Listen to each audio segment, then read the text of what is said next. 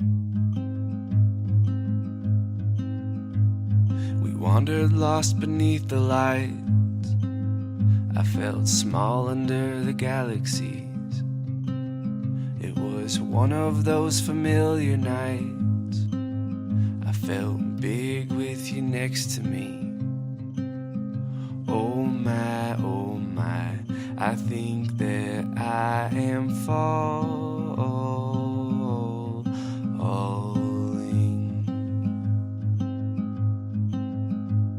'Cause you are gold, you are all I see. You are scarce and meant for kings. You are gold.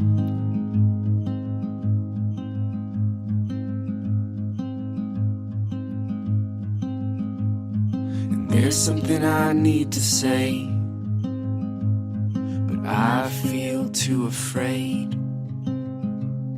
'Cause when it's real, there's a risk, a chance that I'm nervous to take.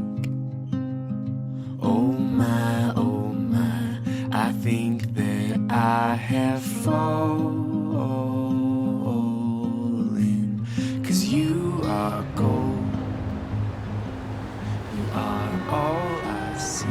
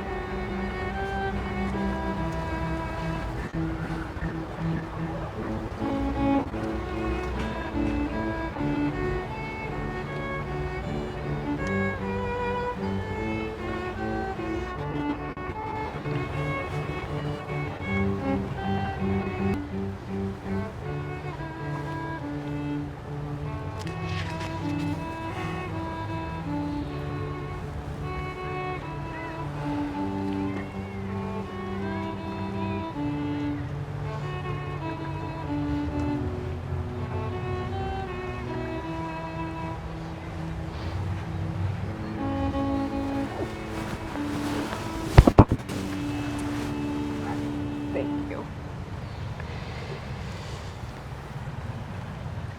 Thank you, everyone. Please be seated.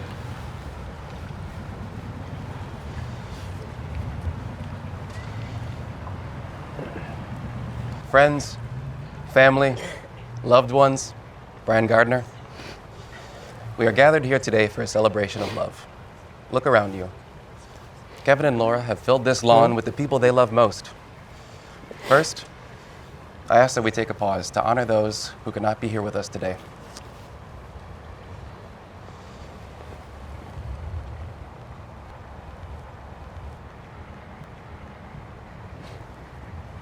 Thank you. Now, before we begin, a little bit of housekeeping, and I'm going to need some audience participation on this one. I ask that you reach into your pockets or your purses and grab those phones. This next step, crucial. I'm going to need everyone to silence them. I'm going to need everyone to double check that they've silenced them. And while you have them, take one long last look, because ideally, this will be the last time you see them for the next 10 to 15 minutes. We ask that you keep the photos to the photographers and the videos to the videographers.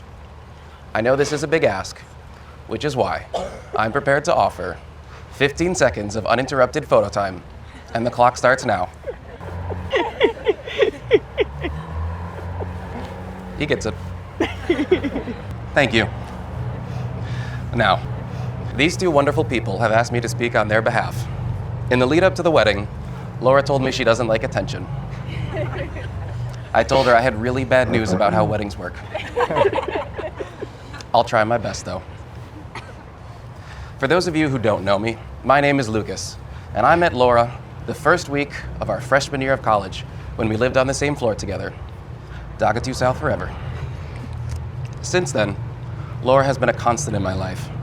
a shoulder to cry on, a shoulder to lean on when I'm drunk, a shoulder to nudge me when I say something ridiculous, which, through 4 years of college and 8 years of young adulthood, has happened quite a lot. Laura has a way of making people feel seen. If you're lucky enough to know her, you know that she somehow manages to make you feel both deeply supported and like you kind of need to get your act together a little bit. This is most evident in her sage advice, which usually follows the words, "I have thoughts." And I haven't cleared this speech with her, so I'm looking forward to tonight's thoughts. Sometime after that, I met Kevin, and I immediately looked up to him. I promise that's the only height joke. But before I even met him, I knew something was special because of the way Laura talked about him and about their relationship. Through all of the chaos of college, there was a surprising amount of certainty in her voice. And when I actually met him, I understood why. Kevin is one of those rare people who makes people feel comfortable. He listens closely, cares deeply, and shows up for the people around him. The kind of person where instantly you stop wondering whether he's right for your friend and start wondering how you can get more involved in your own life. That's when I understood that this was going to last a long time. And at the end of the day, time really is all we have. The best thing you can do is spend it with the right person. So let's go back to when these two found each other. Kevin and Laura met at a pivotal time in their lives, at perhaps the most transitional place of all, State University of New York College at Geneseo. Geneseo was a hazy place, drenched in Recipe 21 and lake effect snow. But every now and then, a moment comes along that cuts through the fog, bringing a surprising and unexpected amount of clarity. For Kevin and Laura, that place happened at the place where dreams are made, the Sig Tau fraternity house. There, on a fateful porch, they had their first real conversation. And by real conversation, I mean they talked about math. More specifically, they talked about the math building. Yet still, there was a spark in the equation.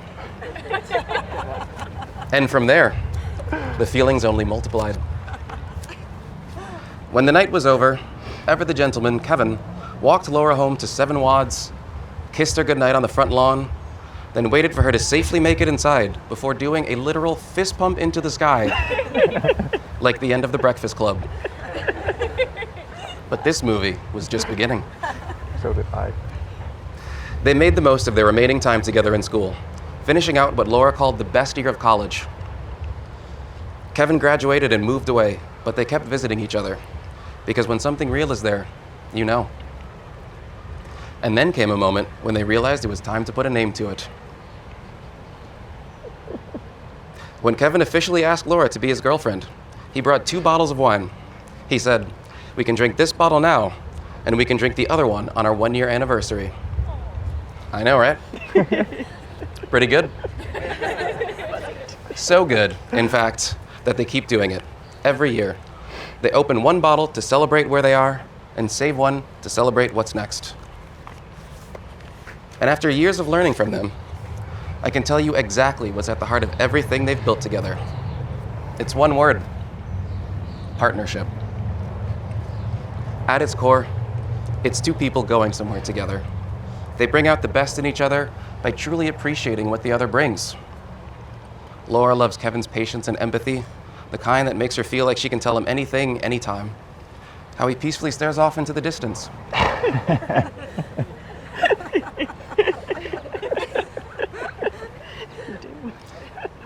How he's unapologetically himself. Probably because, let's be real, how much does he have to apologize for? And you can see it in how he's evolved. Kevin's become a skilled chef who makes incredible Super Bowl sliders. A movie buff, and someone with a real eye for fashion. Probably because of all those trips to Madewell. Being with her has inspired him to pursue more of the things he cares about with even more intention. And it goes both ways.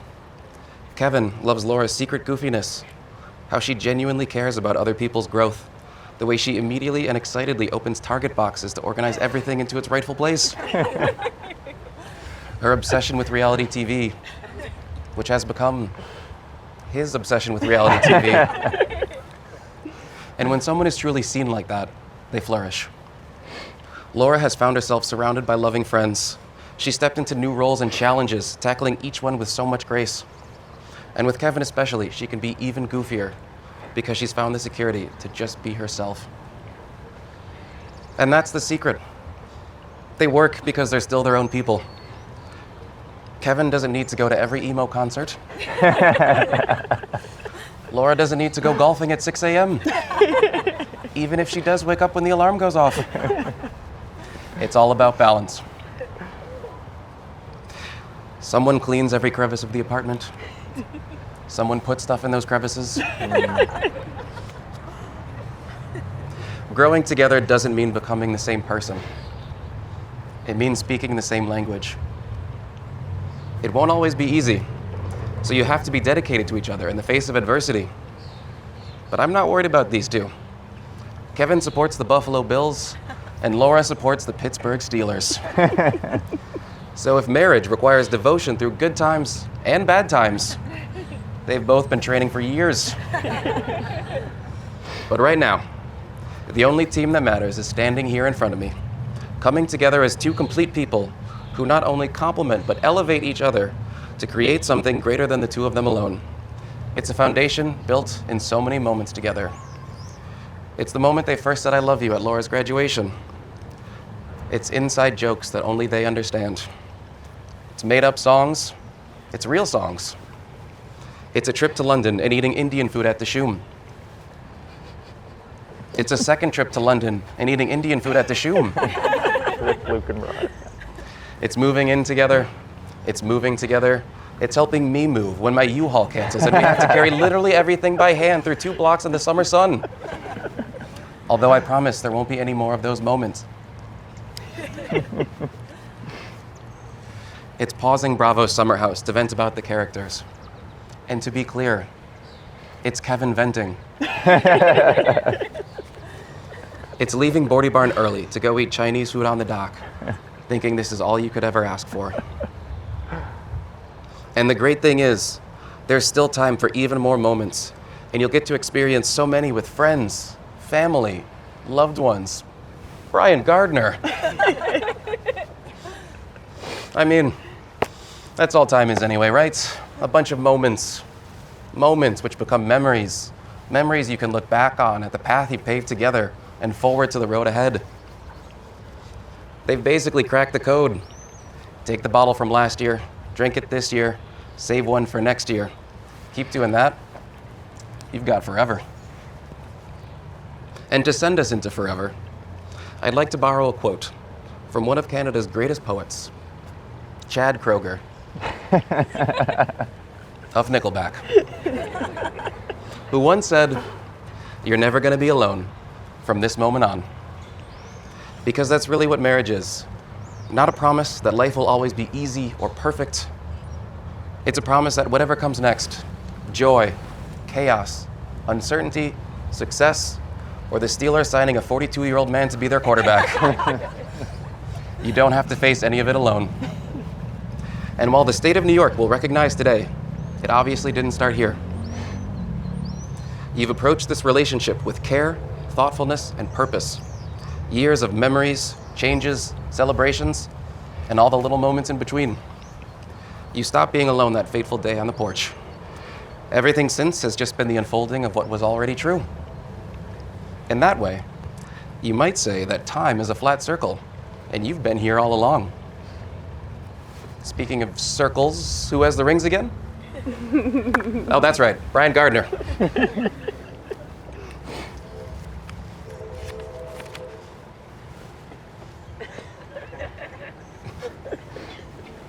Thank you. There are many reasons we use rings, but the real beauty is in the shape. A humble circle, consistent at every turn, with no real start or finish. Because these rings are a symbol of their never-ending commitment to each other. A reminder that marriage isn't decided in one beautiful ceremony. It's made over time by choosing each other, And sometimes, if you're lucky, you get to make one of those choices out loud, in public, in front of everyone you love. That means it's time for everyone's favorite part, the interview. Now, I'm going to ask you both a series of questions. I know I've been doing a lot of the talking, and don't worry, I'll still be doing most of the talking. But the most important part of this whole thing is what you both say at this very moment. The good news is, there's only one true answer, and I think you've known it this whole time. Kevin, could you please place this ring on Laura's finger?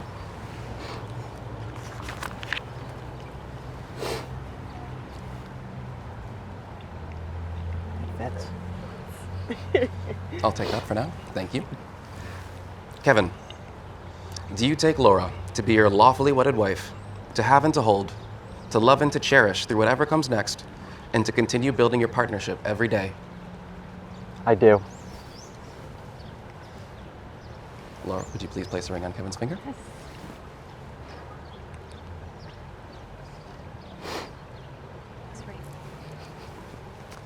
Laura, do you take Kevin to be your lawfully wedded husband, to have and to hold, to love and to cherish through whatever comes next, and to continue building your partnership every day?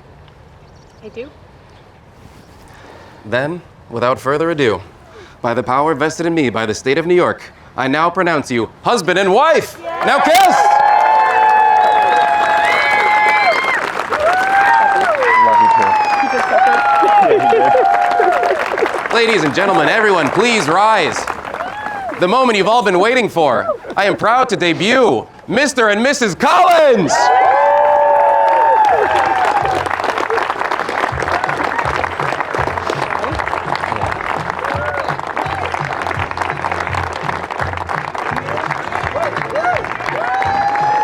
Time. Let's do it. Gotta switch. Oh, we didn't do this. We didn't think about the flowers.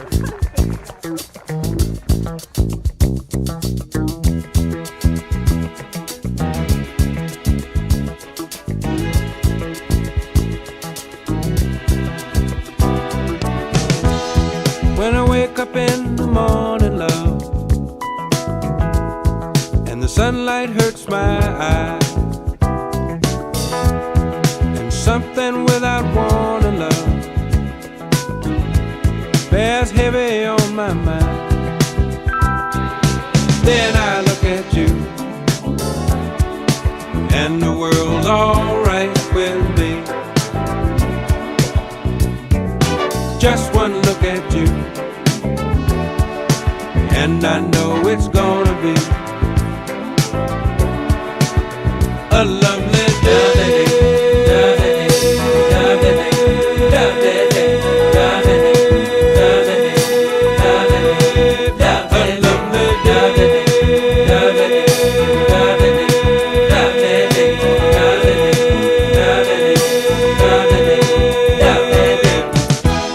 When the day that lies ahead of me seems impossible to face, when someone else instead of me always seems to know the way, then I look at you, and the world's alright with me. Just one look at you, and I know it's gonna be. Please turn our attention to our entrance doorway, and please help welcome Mr. and Mrs. Collins here this evening.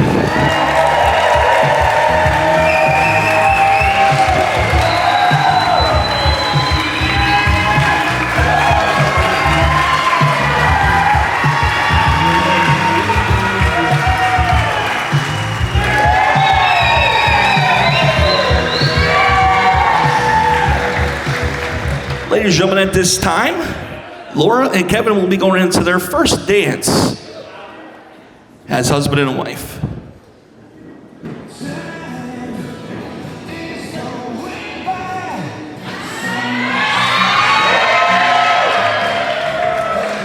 Their selection is Never Gonna Be Alone by Nickelback.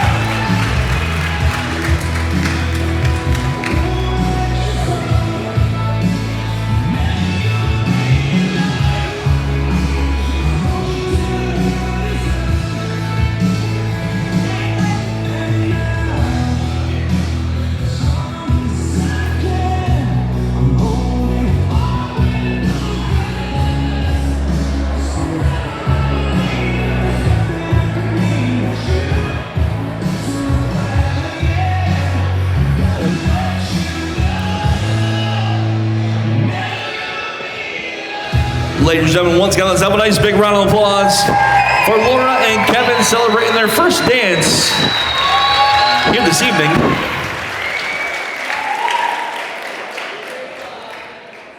Next, I'm going to invite Laura to please remain on her dance floor. I would like to invite John out here this evening.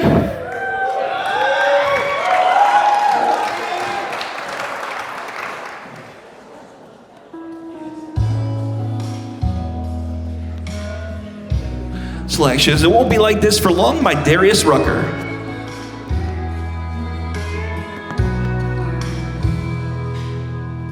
Didn't have to wake up, even up all night, lying there in bed and listening to his newborn baby cry.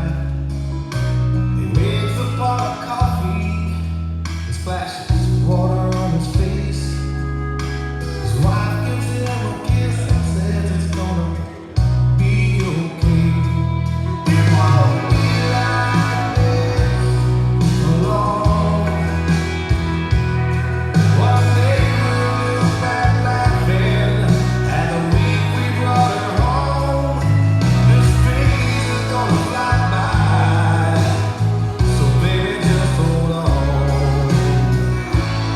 It won't be like this for long.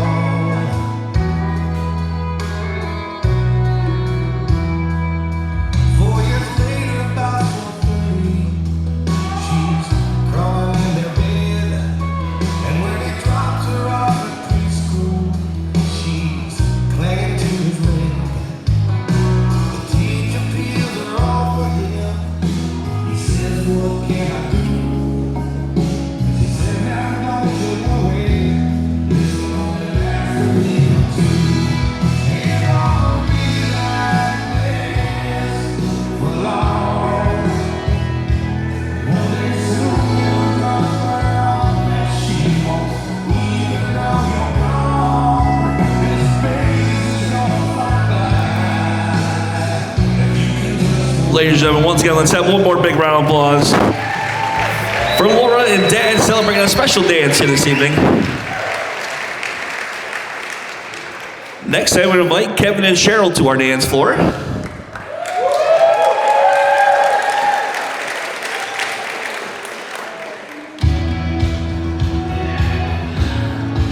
Little Forever Young by Rod Stewart.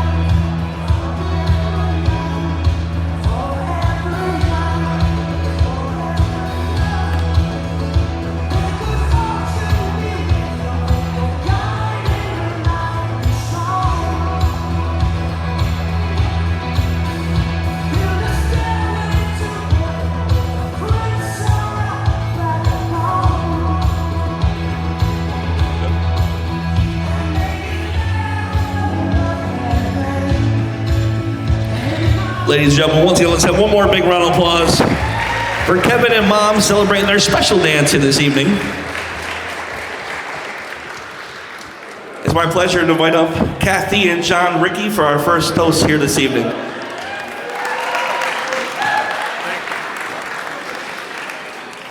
All right. Good evening, everybody. So we wanted to first off by thanking all of you for attending. We know several of you had a long way to travel to get here, and we're just happy you can come and celebrate this special event with us. Laura Laura and Kevin are extremely fortunate to have such amazing friends and family here again to celebrate this day. We'd also like to give special thanks to a few people. First off, and I hope all of you would agree, Luke killed it today.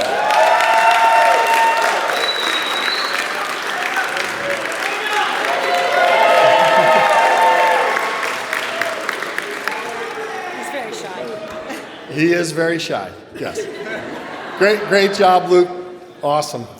We also want to give a special thanks to Mark and Cheryl Collins for the wonderful rehearsal dinner last night. In addition to your contributions to the event today as well. Just great. We appreciate you welcoming Laura into your family. And then finally, we want to thank Kevin for being such a great partner to Laura.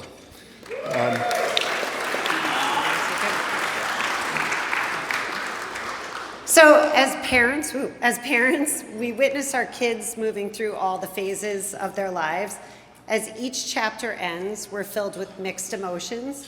As we watch Laura experience important milestones like going off to kindergarten, graduating high school, graduating college, moving to the city, we experienced a sense of sadness that our lives were changing, but we were really excited for whatever adventure lie ahead of her. Laura, no matter what phase you're in your life, you have made us proud to be your parents. As you turn the page to start this next chapter of your life, we want you to know that we don't have mixed emotions at all. All we feel is absolute joy. We could not have picked a better person for you to move through life with. Kevin, you've been a part of our family for years, but we're so happy to make it official today. You two perfectly balance out one another and truly enjoy each other's company. We don't say it enough, but we love you both, and we look forward to watching you share in a lifetime of happiness. All right, let's raise our glass and toast this forever marriage. Cheers to Mr. and Mrs. Collins. Next, I would like to invite up our maid of honor, Sarah Ricky.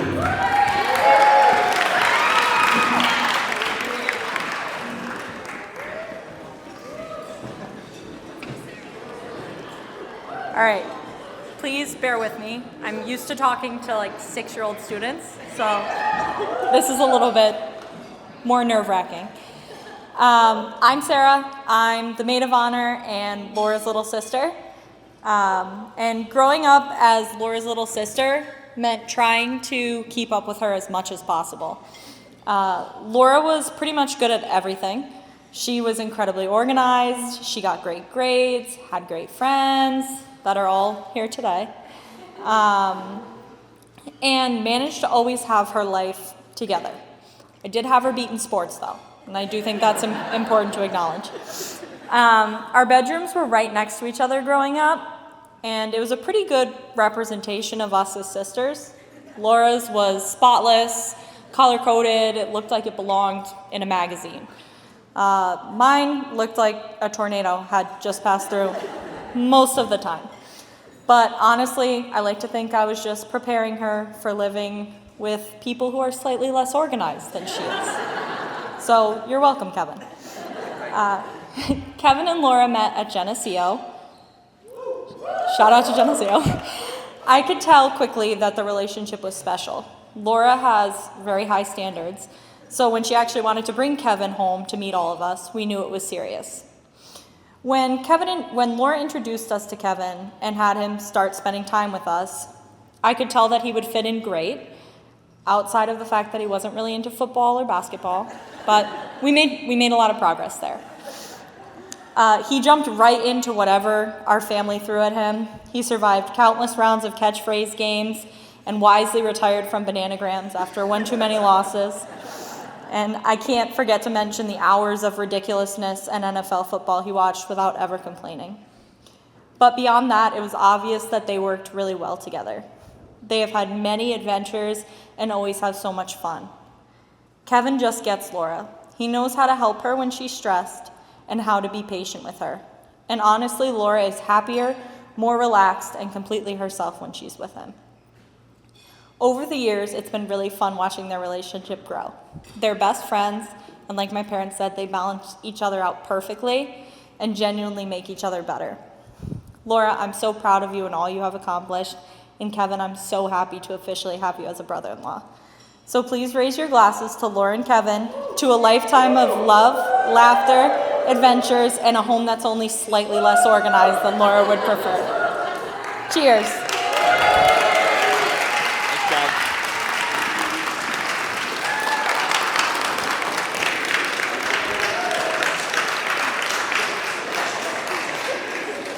Last but not least, I'm going to invite up our best man, Patrick McGrath.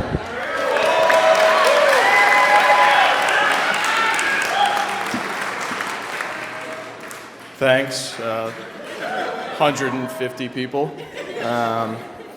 So to start, I just wanted to say I'm obviously not the person that should be up here giving this speech tonight. We miss Mark so much. He probably would have had a much funnier speech than I have and probably would have come with a visual accompaniment. But I'll do my best to honor him by talking about Kevin and how tall he is. So I've been friends with Kevin since I think August 1st, 2005. I had to dig through the internet archives to try to find the Elwood camp schedules. But I had just moved to Elwood. My parents put me in all sports camp in the hopes that I made some friends before the school year started. I don't think 10 minutes went by before Mark and Kevin introduced themselves. We talked for a while. We figured out we lived in the same neighborhood. And from that week forward, we would walk, bike, and for a brief period of time, unicycle between each other's houses. This would go on through high school. I'd pick up Kevin in the morning. We'd go to cross-country practice in the afternoon. And then we'd get in the car and drive around Huntington to try to find hills to bomb on our ripsticks. There was one hill in Fleets Cove that Kevin was adamant about hitting. There was nowhere to go. It was a tight corner at the end with a curb across the street. There was just absolutely no way he could have stayed up. But he's a smart guy, so I figured he probably knew what he was doing. So I dropped him off at the top. I waited at the bottom. A minute or two later, I hear him coming down, and he's going very fast. Flies around the corner, completely slides out, and it's the only time I've ever seen somebody bounce off a pavement. I thought we were going to go to the hospital, but he walked it off, but I don't think we hit too many hills after that. But then college came around. I spent my first year bouncing around colleges on Long Island so I can keep hanging out with Kevin. But then the next year, I was going to Geneseo. Kevin was going to Buffalo, so I thought it'd be the end of an era. A semester later, Kevin decided he couldn't stay away, so he transferred to Geneseo. And we got right back to being inseparable. We pledged together, we lapped the Geneseo Frisbee golf course together with maybe 2 other people that have ever used it. We deep fried everything we could find in Kevin's deep fryer, and we floated down a creek in Mount Morris with pool floats we bought from Walmart, which was still one of my favorite days I've ever had. But then I graduated and I left Kevin to his own devices for a year. Clearly I was holding him back because then came Laura. I knew something was up when I moved back from Buffalo and Kevin was dressing a lot better and knew a lot more about football. I wasn't sure how the AFC house divided thing would work, but they were a pretty resilient couple. A testament to Laura's resilience was the first time I ever ran with her. It was the Great South Bay 5-mile race. It was in August. It was 90 degrees, 90% humidity, just a horrible day. But Kevin said he would stick with her, so I figured she's probably not too bad.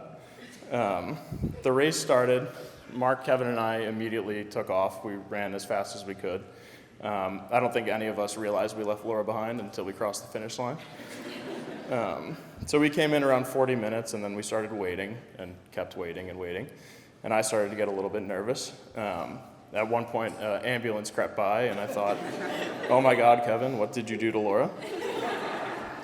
But at just about an hour, a brisk 12-minute pace, Laura and Julie came sauntering in, who thankfully actually did stay with her. A weaker person probably would have hung up the running shoes then, but Laura, according to Strava, has run over 1,400 miles since then, so keep it up. It's been a privilege watching you two grow together since then. Whether you know it or not, you've been practicing the principles of a strong marriage the entire way. Between working together as a team, training for the New York Marathon, which Kevin, again, I think left you behind. You practice compromise regularly when Kevin accepts a relegation to the small screen when the Steelers are on. And arguably most importantly, you've practiced forgiveness, like when Laura forgave Kevin when the Ray-Bans she bought him the day before sunk to the bottom of the Long Island Sound. But Kevin, after today, you're no longer allowed to leave Laura behind, physically or metaphorically. And Laura, I ask that you bring the same tenacity to your marriage that you bring to the Steelers and white wine. So here's to Kevin and Laura.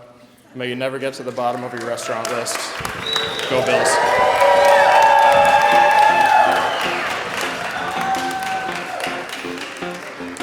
Once again, I do want to thank Sarah, Patrick, Kathy, and John for giving our toast here this evening.